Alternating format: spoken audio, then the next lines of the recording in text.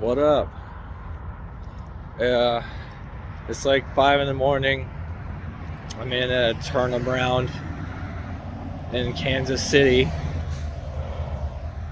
um, looking for a bathroom, but evidently they don't have any here. It's literally like just truck parking and staging. So I usually try to stay so Leia can use the restroom, like when I take my 30, because usually when she wakes up because the truck stopped. She needs a place to use the bathroom. So this place does not have one, and there's lights everywhere, so I don't know what's gonna happen, but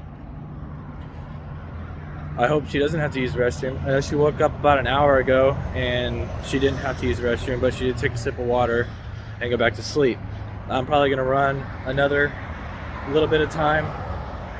I'm gonna probably run another 2.5 hours and then end my shift.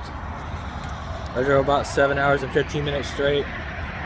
I like to run my clock down that far so that I don't have, like, the second half of my shift, or the second leg of my shift is less time. And it's like, all right, I'm that much closer to shutting down. It's cold as hell out here, if you can't tell by the way that my breath is showing up in the camera. Let's see how fucking hard this is. Whoa, Vape Nation, bro. Anyways, this is kind of, hold on. Yeah. That's a little better, maybe. Hey, look, that's my smoke cloud. Anyways, I wanted to talk about the difference of driving solo and teaming while I had time. There are a lot of caveats to teaming. There's a lot of things that I really, really enjoy about teaming.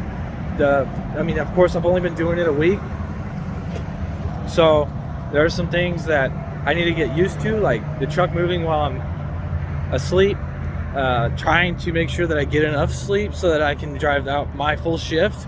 Leia's been kicking ass. She's doing very well.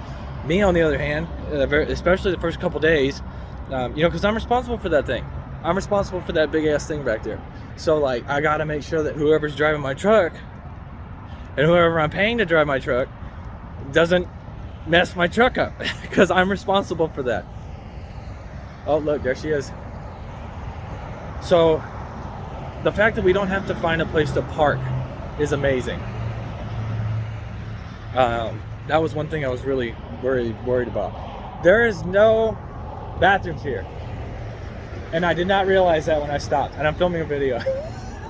I know, right? Yeah, I know, and that's what I was just saying that in the videos. Like, I usually stop somewhere so you can use the bathroom, because when you wake up.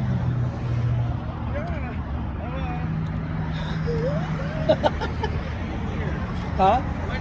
This is a staging area and parking. But look across the street over there, you can see they have a building. And there's a lot of lights, so it's hard to be incognitus. Like in my case. But yeah, so sorry. The not having to find parking is great. We literally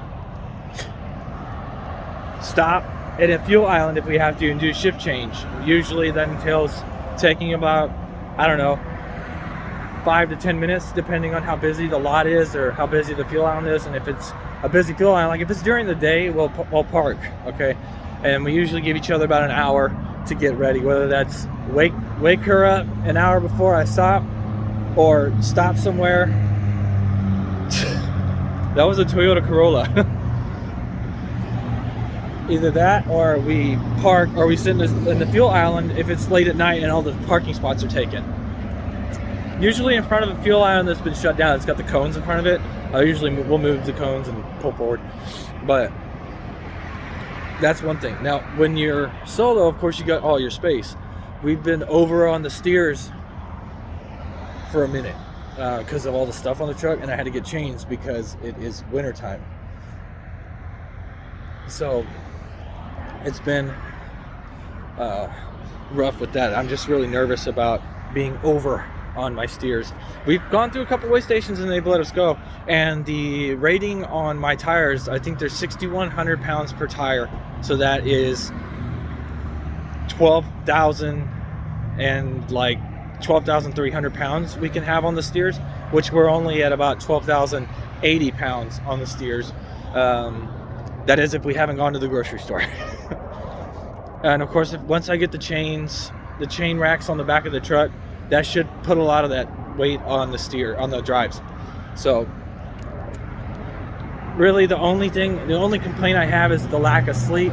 And also I drive the night shift, so that's anywhere from like 7 at night until like 7 in the morning, really. So in all reality, that's any time frame, you know. I keep having to switch hands because my hands are freaking freezing. So I don't talk to my wife all that much, and it's causing me to miss home a lot more. Like, I can't believe I've only been out a week. I haven't talked to her a lot, like on the phone, you know, and usually I can hear her voice because we do the voice texting thing. But, you know, the babies have been sick lately, so she's been texting, and I've been able to text because I'm not driving. And I only get like an hour or two a day that I can actually really talk to her, unless something's wrong, you know. Like, I had to get AT&T, I had to get a technician out to the house today so they can hook up our new internet. And that took about 45 minutes of time that I should have been using sleeping, which luckily I was able to get some decent sleep. I'm actually tearing this run up. This is my most successful night where I'm not feeling like so tired that I need to pull over and rest or get out and walk around. And I drove 7 hours straight and I'm fine, you know. So really it just boils down to getting acclimated to the truck. This is really showing me, am I going to be able to train, you know? And you get somebody like Leia on the truck.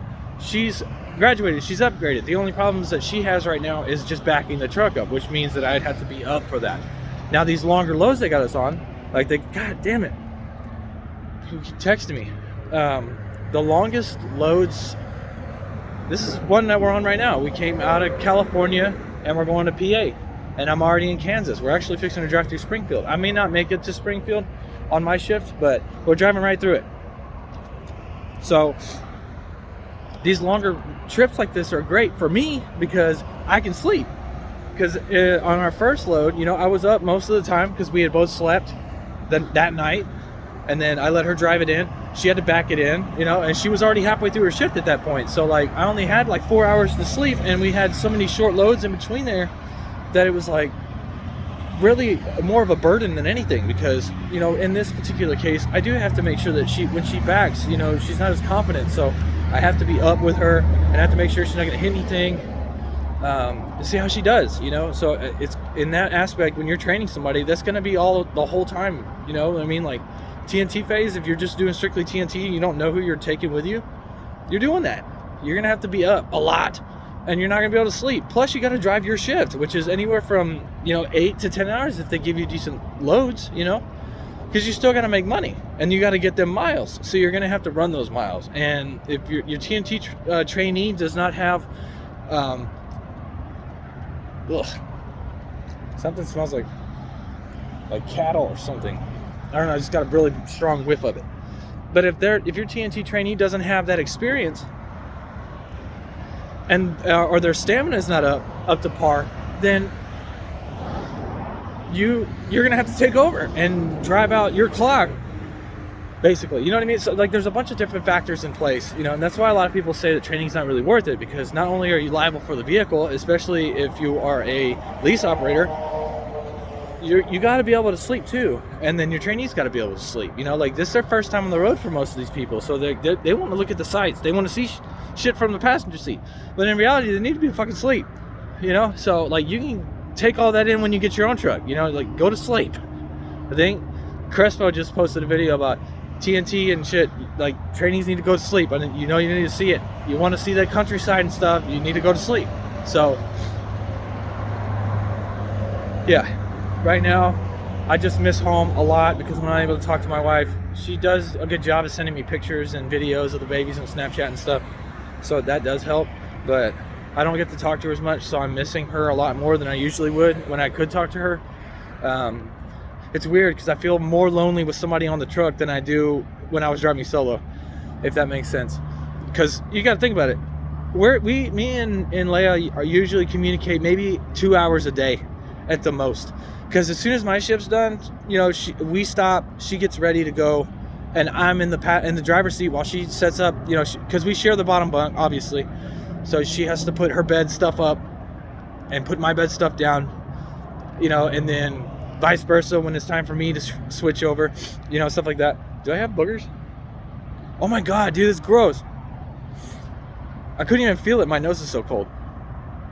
But, you know, so that hour, you know, she's getting ready. I'm eating maybe, or snacking on something, getting something to drink, getting my bed ready to go. Trying to stay awake, because if I fall asleep as soon as my shift's over, then I'm up, you know, 4 hours before I'm supposed to start driving, and then that cuts into my drive time. So I try to stay up. Man, it's just, there's just so much to get used to, and there's no right or wrong. There's no good or bad. There's good and bad for both. It's all just adjustments, and it's all just acclimating yourself to a change in your lifestyle and the way that you do things.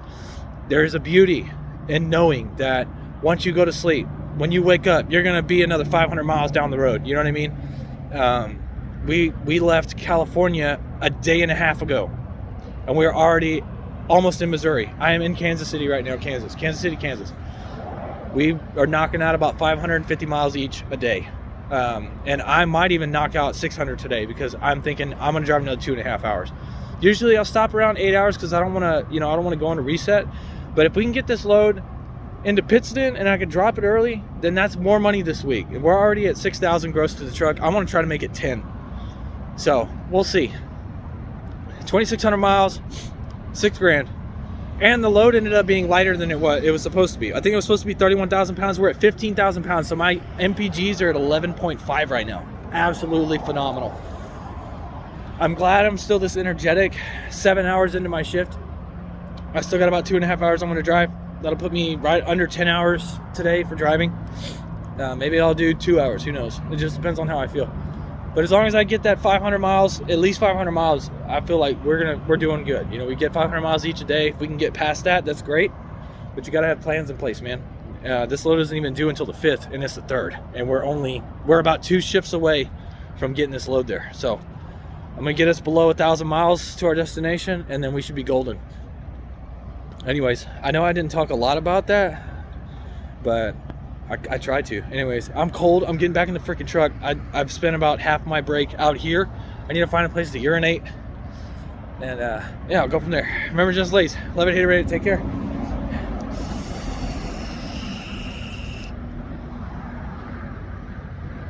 I'll see you on another time.